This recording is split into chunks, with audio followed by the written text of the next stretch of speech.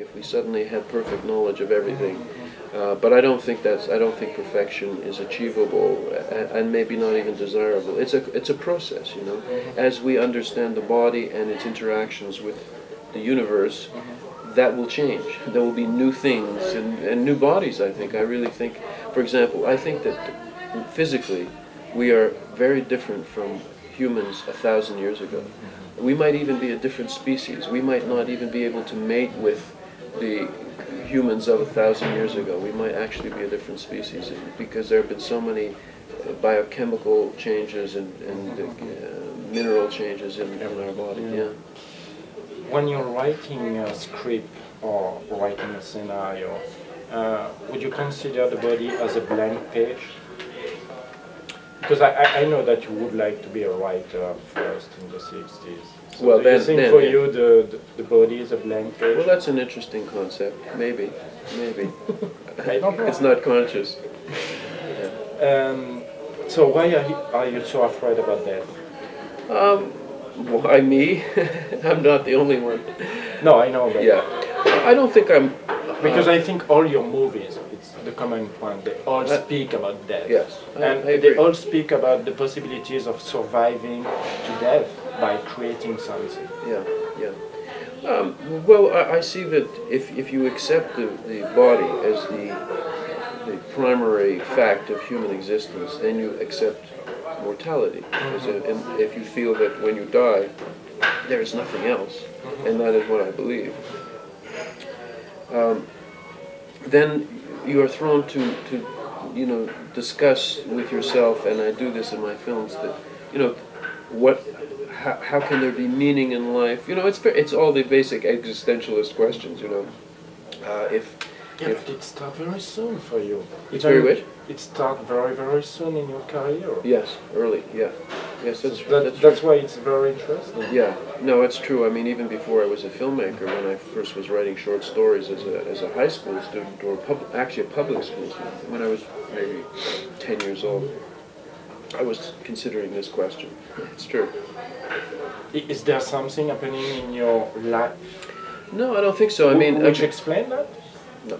Well, yeah, I was born. Yeah. No, you are not confronted to death of someone which was big shot or this kind of stupid thing, but no, I don't think so. I mean, I was just perceiving the way the world works, and being amazed that that was the way the world works, you know. I mean, a child is born not knowing that he will die, and his parents will die, and you have to learn that. I mean, imagine you yourself, when did you first understand that you would die? Yeah.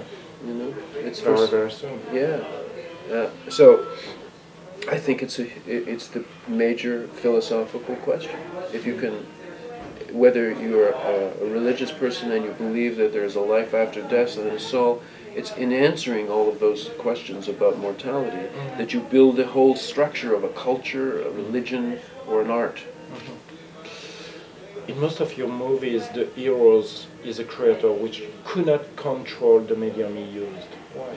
Not in all of your movies. Yes. Like Naked Lunch is an exception, and a few others. Yeah. Why do you have this impression that a creator couldn't really control the medium he used? Well, I'm not sure that you're exactly right about that, but let's accept that for no. thesis. You could say I would have to do an analysis of all my own films. I'm not going to do that. But well, I think it's, you know, it's in some sense, any artist is always discussing the creation of his art in his film, in his work, consciously or unconsciously, and so you struggle with your own material. I mean, in a sense, you want your art form to have control of you. You want it to become alive and take on a life of its own. So most writers have the experience of creating a character, and then the character tells the artist what to do. The character, you want the character to go here, and he decides to go there, and you have to let him. So you know that you're not. You show that in Existence. Yes. The scene where I stayed at sea, and it's exactly like that. Yes, that's right. Yeah, and that movie in particular is dealing with, you know, art and creation and creativity and so on. So, so it's just a natural understanding that there's no such thing as absolute control, even if it's of something that you create. So why, my question is not why you became a filmmaker, but why you decide not to be a writer. Yeah. Well, I am a writer in the sense of, I do write screenplays, and so it's not fiction, but it is sitting alone at a machine writing. And I still might, who knows, maybe I'll write a novel, I don't know. I mean, it's... It was because your father was some kind of a writer? Yeah, he was a writer, so I felt... And I... No, on the contrary. I mean, I didn't expect ever to be a filmmaker. It was just accidental. I mean, I really thought I would be a novelist.